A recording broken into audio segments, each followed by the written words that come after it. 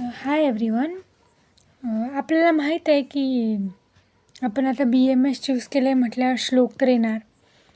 तर आपला पहिला श्लोक असा आहे जो सगळ्यांनाच माहीत पाहिजे. आयुर्वेदाची ज्यांनी स्टार्टिंग केली, आयुर्वेदा स्टडी करण्याची ज्यांनी स्टार्टिंग केली त्याला हा श्लोक माहिती पाहिजे. ह्या श्लोकचा अर्थ म्हणजे ह्या श्लोक का आहे जो मी आता तुम्हाला सांगणार आहे तो श्लोक का आहे, का दिलेला आहे समजा. तर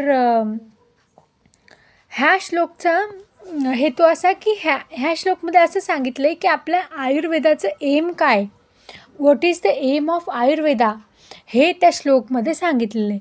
तर हा जो श्लोक आहे तो असा वाचायचा की स्वस्थस्य स्वास्थ्यरक्षणम आतुरस्य विकारप्रशमनम च. स्वस्थस्य स्वास्थ्यरक्षणम आतुरस्य विकारप्रशमनम च.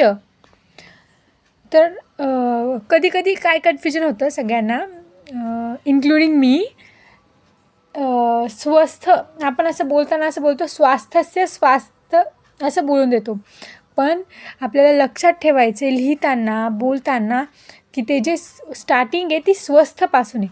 स्वस्थस्य स्वास्थ्यरक्षणम आतुरस्य विकारप्रशमनम म्हणजे आयुर्वेदामध्ये सर्वात आधी जो व्यक्ती निरोगी आहे त्याला निरोगीच ठेवायचा प्रयत्न आयुर्वेद हा करतो.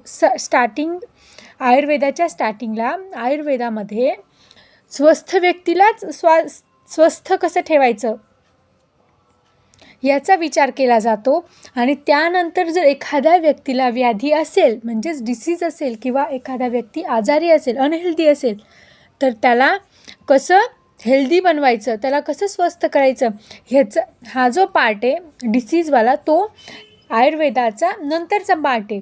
आधी आयुर्वेदाचं पहिलं एम आहे की स्वस्थ व्यक्ती स्वस्थ राहावा.